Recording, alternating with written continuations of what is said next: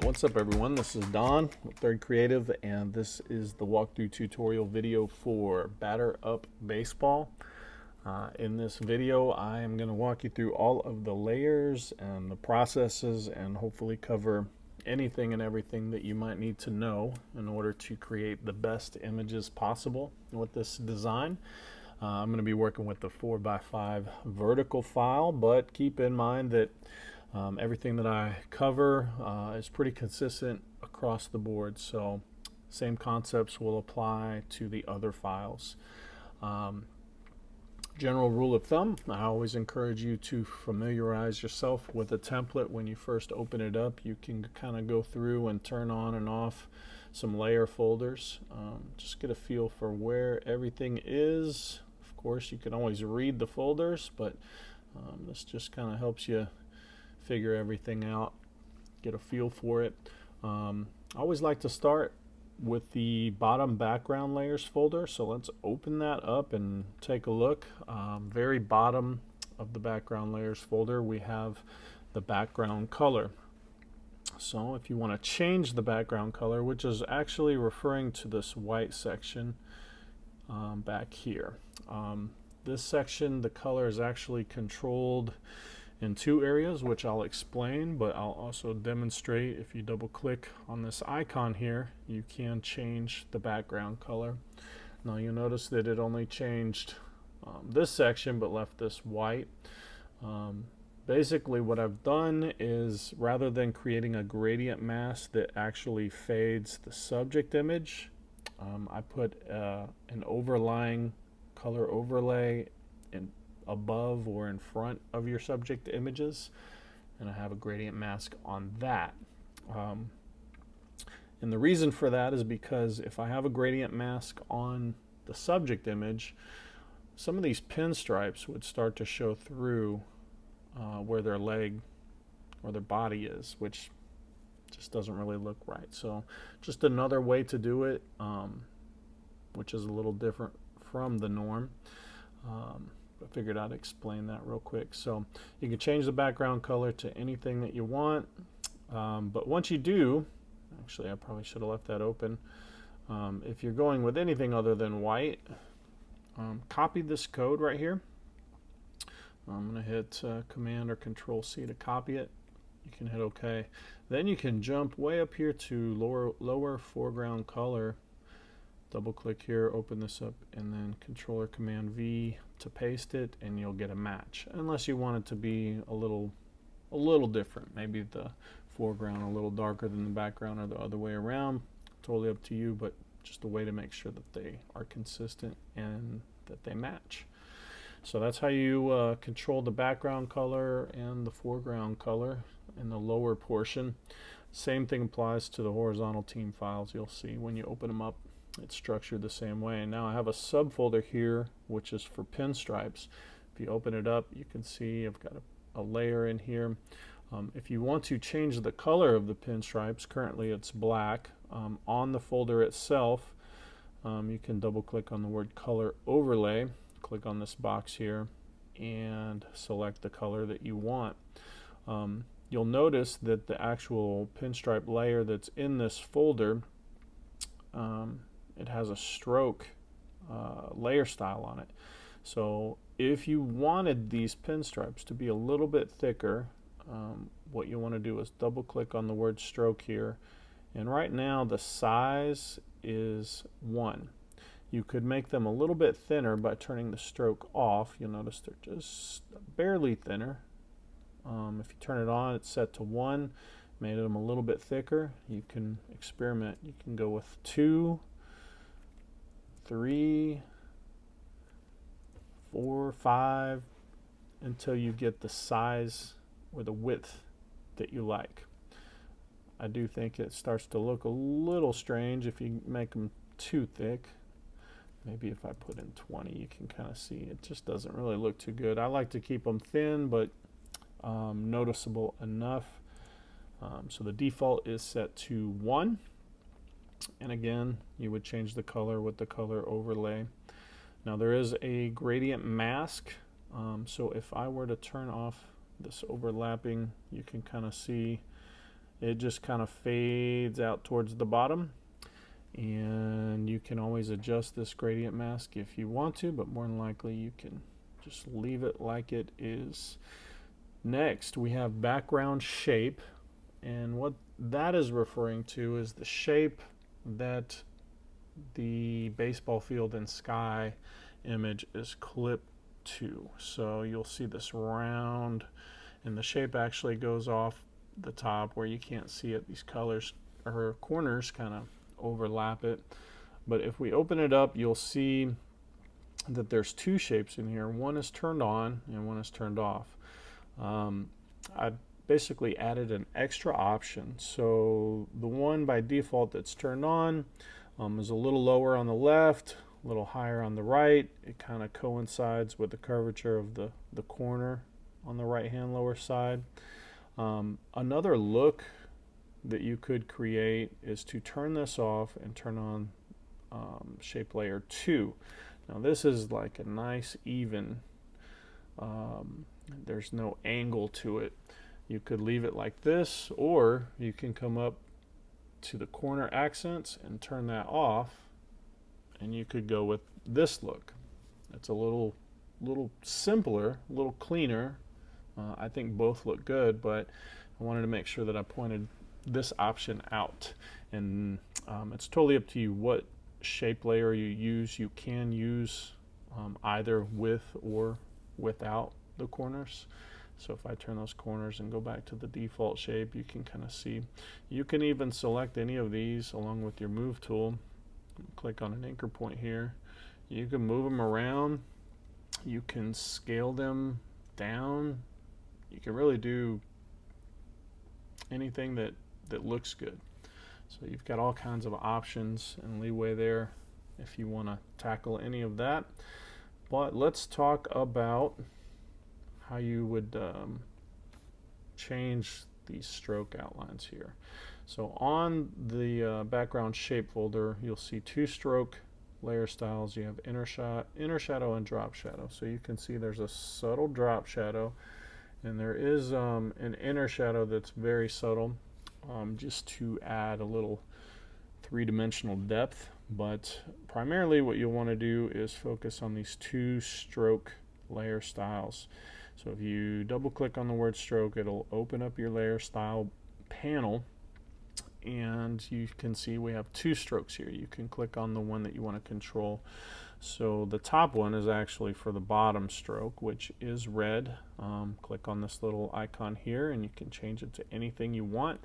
Once you pick a color though, you probably want to copy the code so that you can apply it anywhere else that you want it. You can always use your dropper, but there's some vignettes on here and some things that might make the edges a little darker, so copying the code is the best way to keep everything consistent.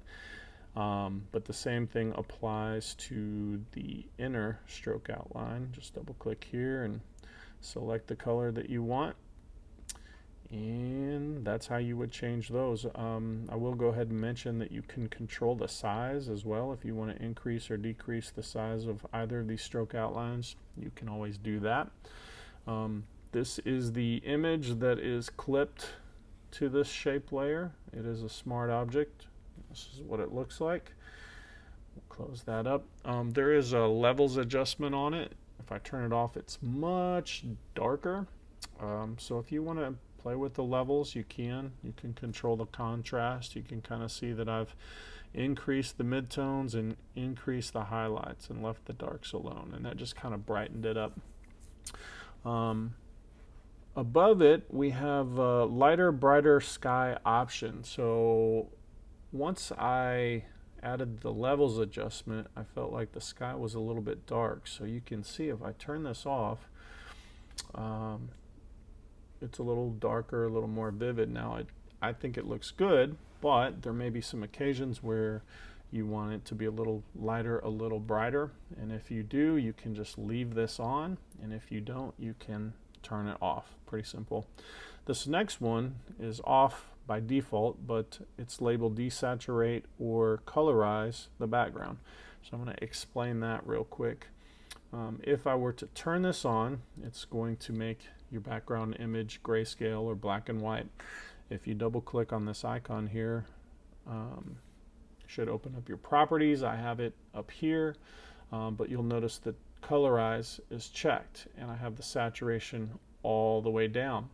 Now you can play with the levels to get the right contrast that you want. If this isn't it by default, you can also adjust the lightness and darkness. So if you want to go real light, or if you want a little darker, you can do that, or you can leave it as is. Now it's set to colorize, but the saturation is at 0, so that's how you get black and white. If you want it to actually be colorized, you can bring your saturation up, use this top slider to find the color that you're looking for, and then you can adjust the saturation and the lightness and darkness to your liking. That's if you want it to be all one color. More often than not, just in my experience, I think what looks best is either grayscale or actually having color, traditional or normal color. But there may be some instances where you want to add a specific color to the background. Another thing that you can do, and you'll notice in some of the sample images, I'm going to turn this on. Actually, I'll turn it off. So we've got our color, but it's pretty bright and pretty vivid.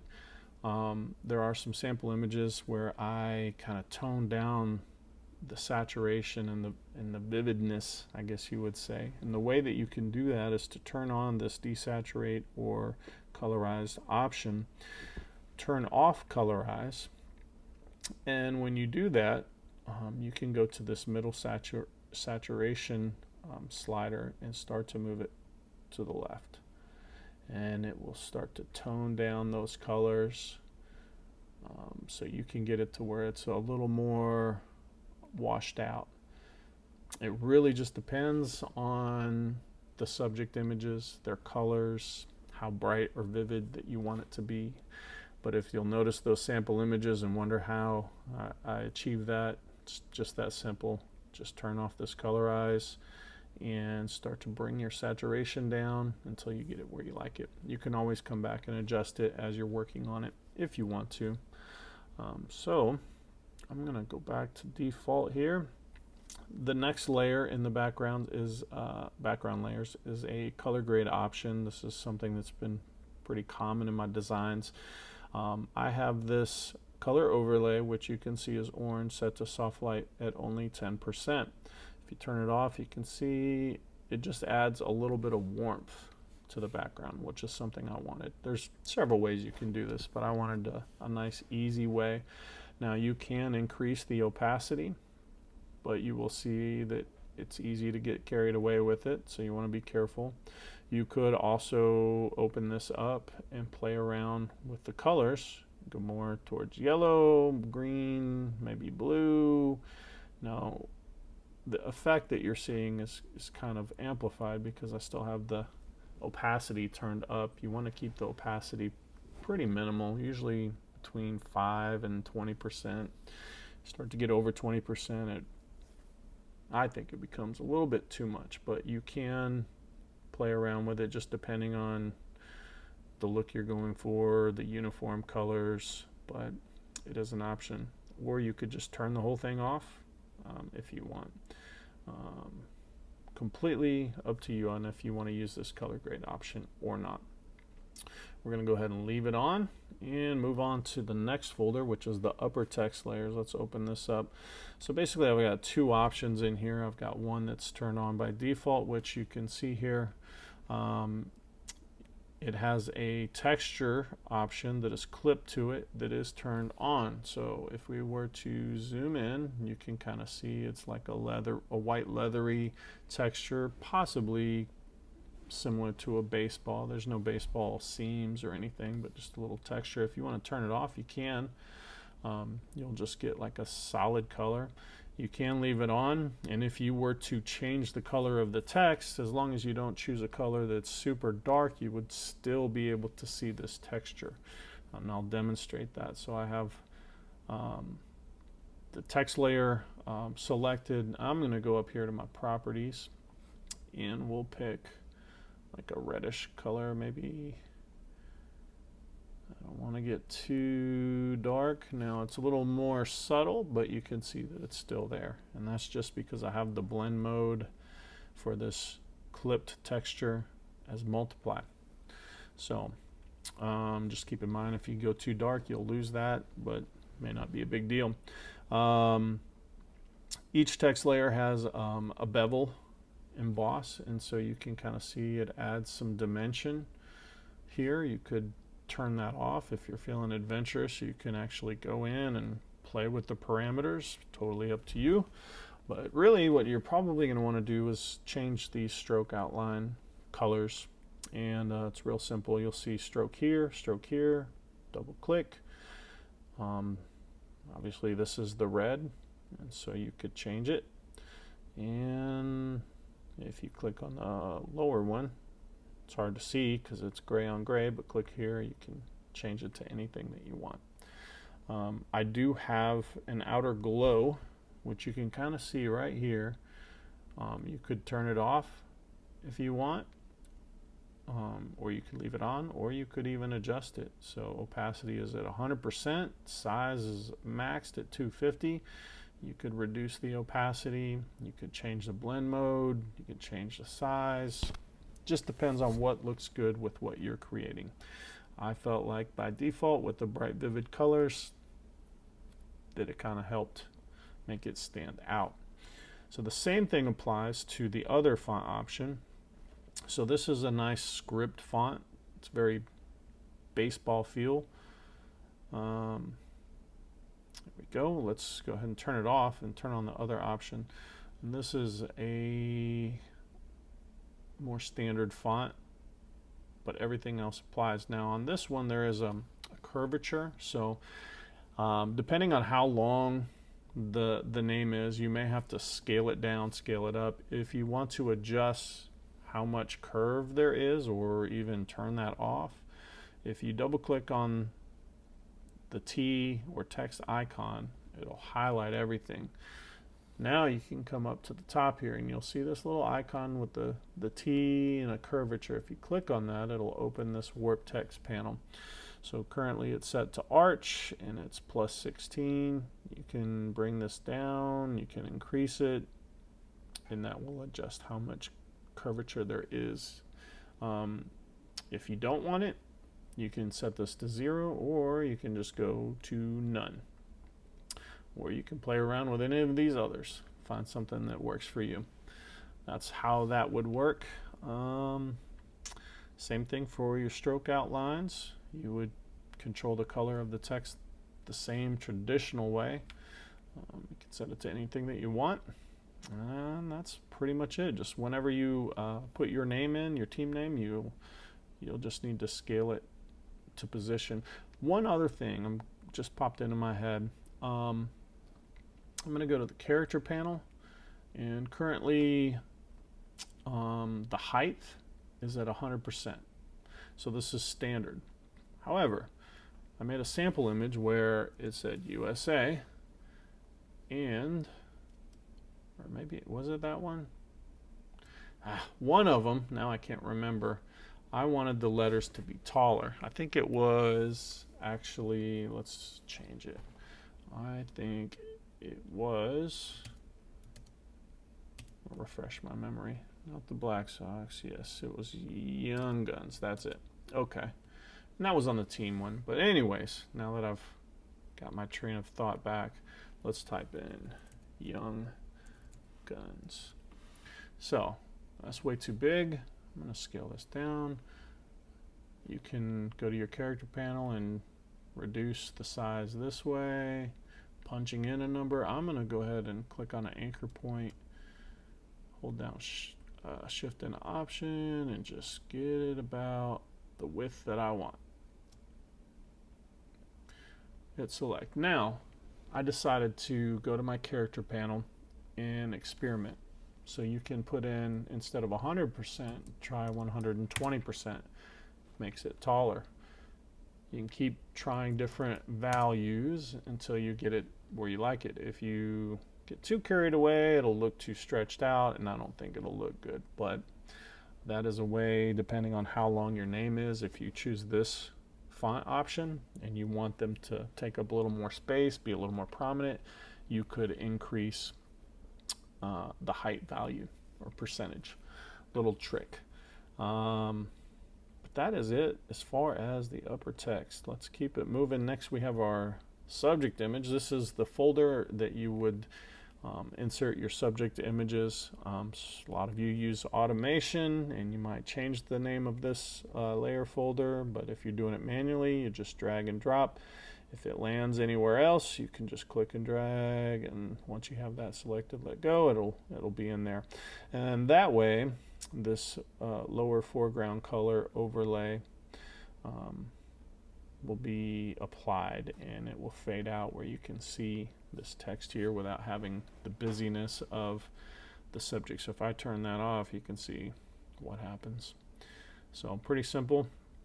I will say that if you want to adjust this layer mask, which could likely happen or come up, there's a few ways you can do it. The easiest way probably is just to click on this little chain link icon right here, and that will unlock or unlink the layer mask from the layer itself.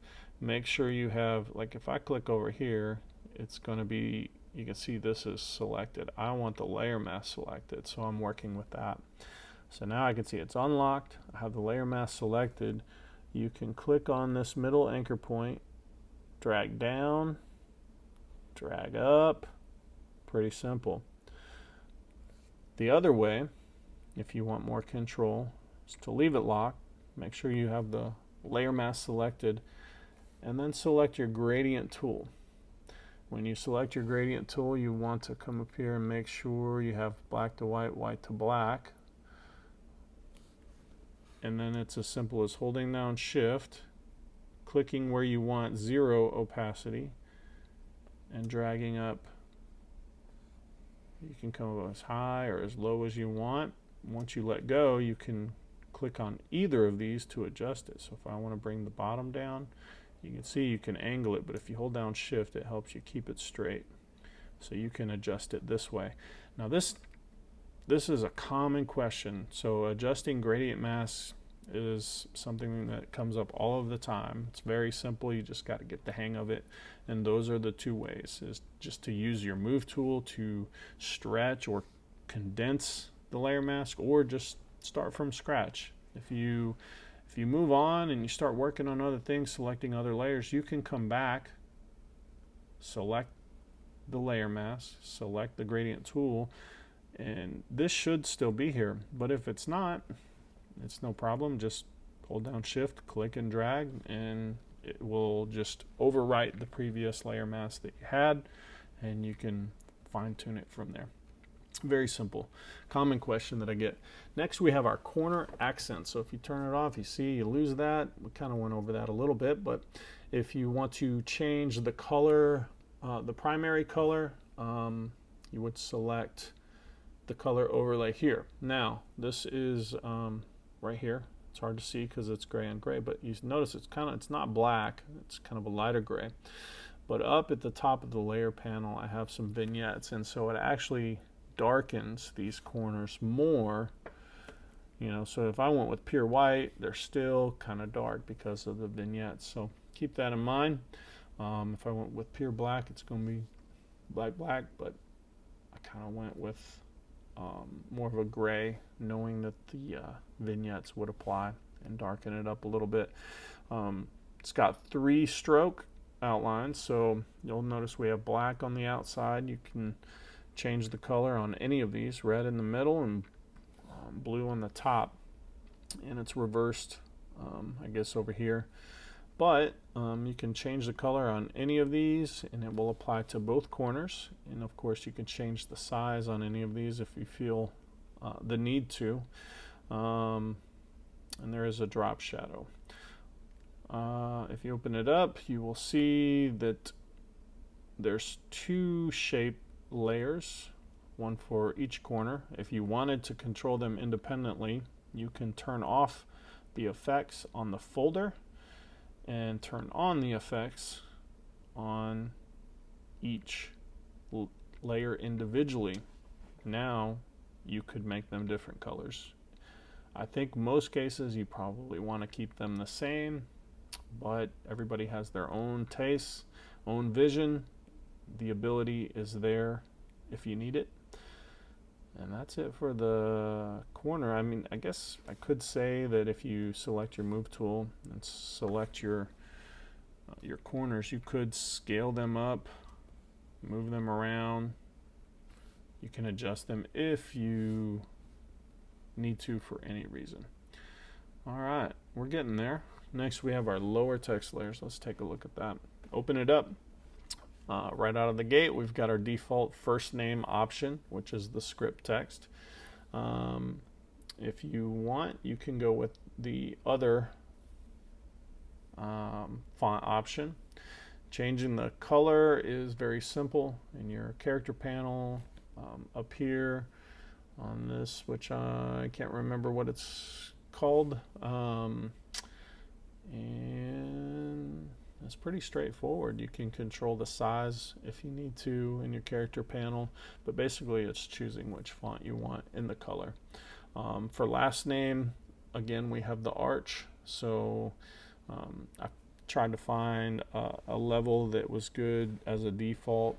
You can always double click here to highlight your text, come up here and adjust it if you feel the need to, or remove it. Let's see, what else? Changing the color is the same. It's just standard, very simple.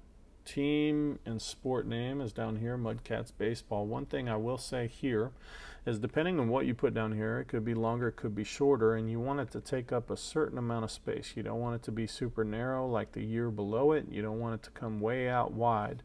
And so if you find yourself needing to make it less wide or more wide, if you're not already familiar in the character panel, right here you'll see this little icon.